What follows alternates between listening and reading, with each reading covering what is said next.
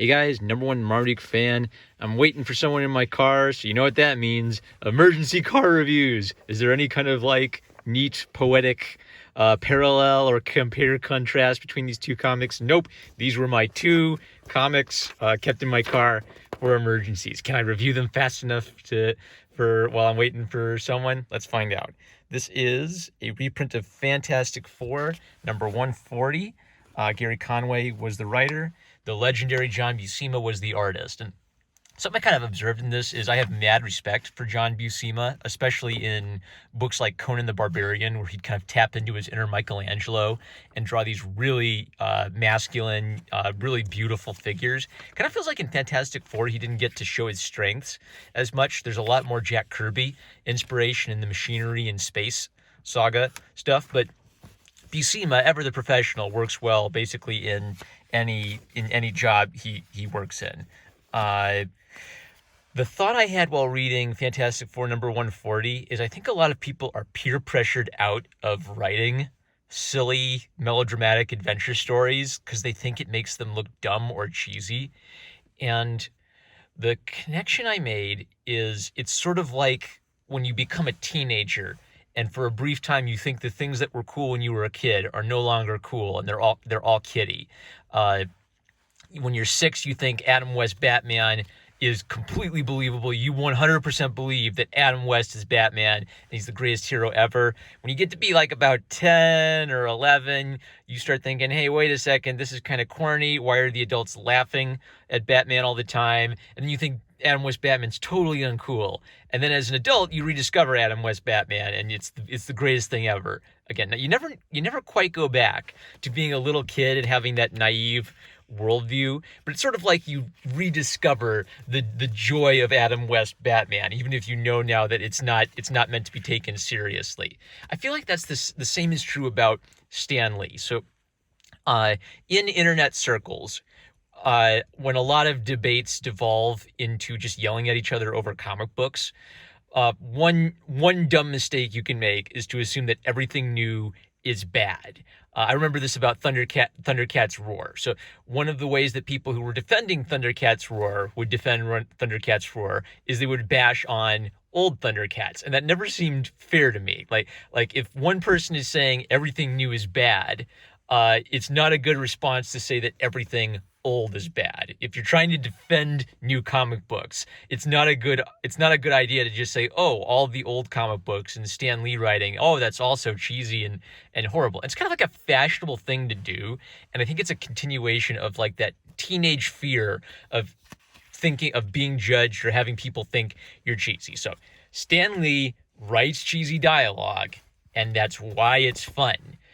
Modern comic book writers are so afraid of being judged that they can't have a villain do an epic evil speech without doing a joke about how dumb they think it is. Whereas Stan Lee the Stan Lee writing style, Gary Conway is writing in that sort of Stan Lee writing style, is completely willing to embrace the evil villain chewing the scenery and declaring their intentions to take over the world. Kind of has an interesting framing device where there's a hidden prisoner who we don't see, and later the prisoner is revealed. Now, it didn't quite tie together nicely. The best thing would have been to have his line up exactly with what was said here. But that's the framing device. Is after giving us his epic evil speech of his plans for revenge on the Fantastic Four, we flash back in time. And Conway is hitting on all of the important things about a Fantastic Four story. There's the family drama and kind of soap opera back and forth between them. There's also a neat thing where Medusa is temporarily replacing Invisible Woman on the team, but Invisible Woman's being missing. That's felt by all the characters, and Reed Richards is especially taking it hard because she's his wife and he misses his wife and daughter. He's so upset over missing them that when he gets a call, he gets physically upset and goes running around.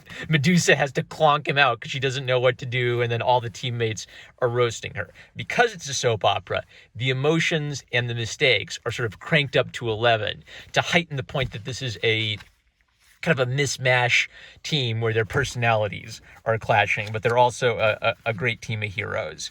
After some more Oh yeah. So what's her name? Agatha Harkness, who was kind of like a witch character they used a lot back then.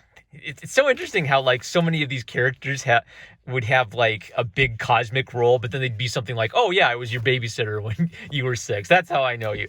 The other neat thing is I like how things are tied together.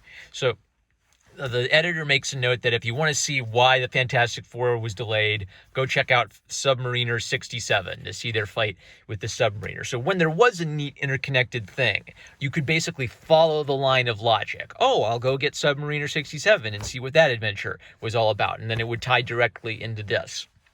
In modern times, there's still a lot of like complex interconnected stuff going on. So it's always been kind of complex and hard to follow everything. And there's lots of comics where the characters interact with one another and cross over in each other's universes.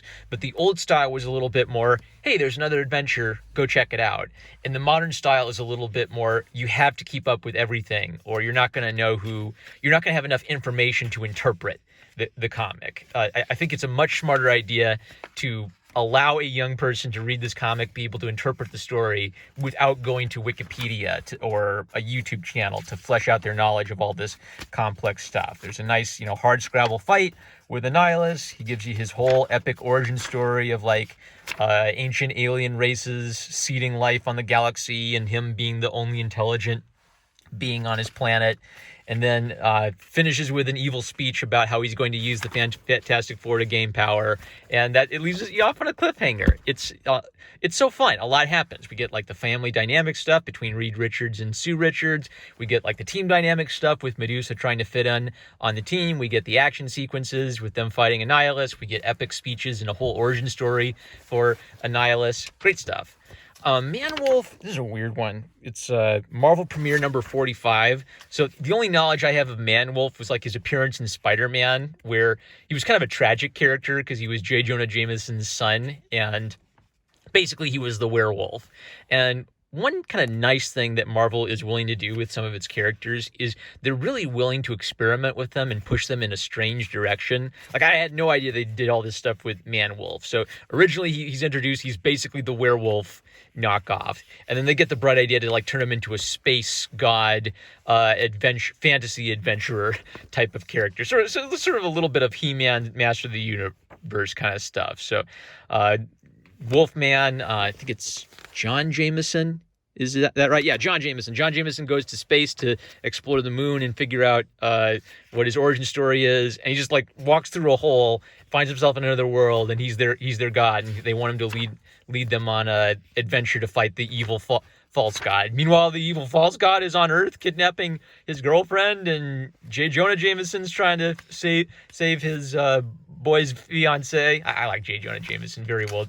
Very layered character with a very complex history, JJJ. But it's just so wild. Like you could kind of tell that they were building up to this for a while, and so much has happened. Like we started with him like in rags and a slobbering werewolf. Now he's already a god and fighting in this epic space battle. He's losing men. He's grieving over how he doesn't feel like he's good enough to be the god emperor of these space people, and he vows revenge on his enemy at the end. Like, it's so wild. It was kind of a little bit too wild. Like it was so much was crammed into it. I was kind of like just saying, okay, I'll roll with it. I guess we're gonna see where this all goes and what all sorts of crazy stuff happens. But I kind of like admire the commitment to completely drastically changing a character entirely. And I've noticed this with a lot of the old characters. Hulk got redefined and redeveloped a lot in his early years.